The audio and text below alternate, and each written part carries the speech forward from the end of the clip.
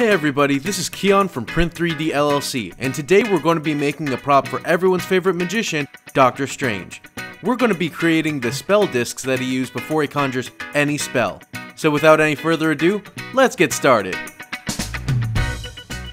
Like always, the first thing we did was open Fusion 360 and get to work. Before we get underway, we need to make sure we're on the right track. So we started by finding a reference photo. Luckily, there was this really good photo of Dr. Strange summoning one of his spell discs. Now that we've summoned our photo, we need to make sure it's in a good place to draw on.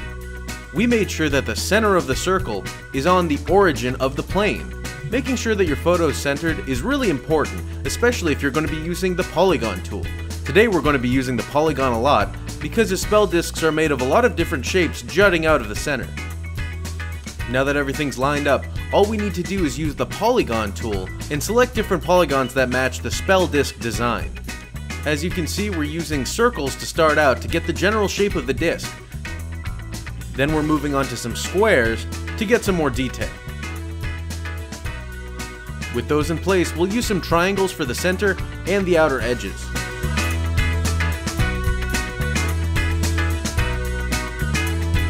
Awesome, now we have the general outline of what we're going to make. This is going to be really hard to extrude because all of the lines are technically one-dimensional. What we need is for each of the line to have a direct boundary for the inside and the outside of the extrusion. We'll do that by using the offset tool. The offset tool is used to take an outline or a design that already exists and then offset it inward or outward of the design. You'll see us using that by taking the square and then making a little bit of a smaller square inside of it. Therefore, we can extrude the inner part between the two squares. After we've done it for one shape, we need to make sure we do it for every other shape so we can extrude them. Every part of the design is ready to be extruded. Now what we need to do is select individually every single piece that needs to come out. So what we're going to do is go bit by bit and select every single shape that we want to extrude into our final design. To extrude something really just means that you're going to take a flat image and then pull it out into the third dimension by giving it a little bit of depth. What we're going to be doing with our spell disc is we're going to take every part of the design that will make up the spell disc shape, and then we're going to extrude it outwards so we can make a three-dimensional disc that we can hold. Now that everything has been selected, let's extrude it out and see what it looks like. Hey, that's not bad, but it seems like something's missing.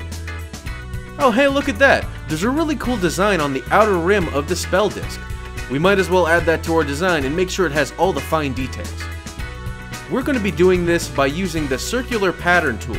It's really useful and saves a lot of time when you're trying to add detail to a circular design. All we need to do is find a side that we think looks really good, trace some of the designs from that side, and then use a circular pattern tool to have it repeat on all 8 of the sides. Now that we've made a design that we can extrude, what we need to do is select all of the parts of that design, and then use the circular pattern tool and select the origin of the circle. By selecting the origin, the circular pattern tool knows that everything is going to be circulating around that center point.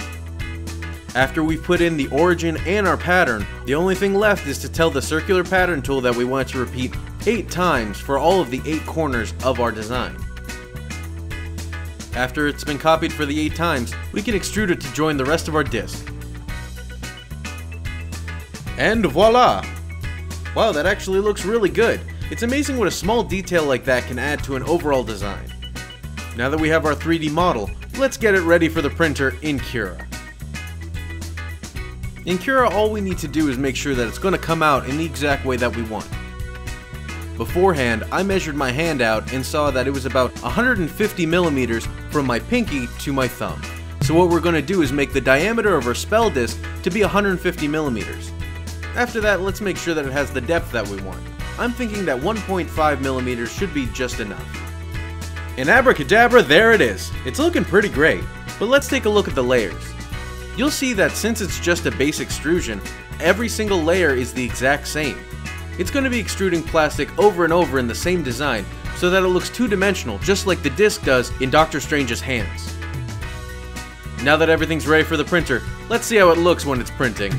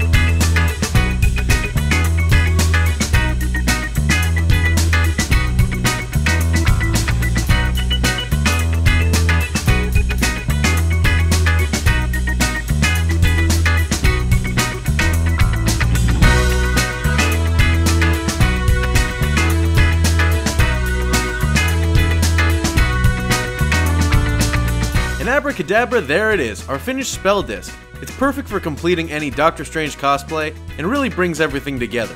Feel free to check it out on our Instagram and on our Etsy page at Print3D LLC. Quick shout out to Instagram user Star-Lord Cosplay and Facebook user Corey Myers.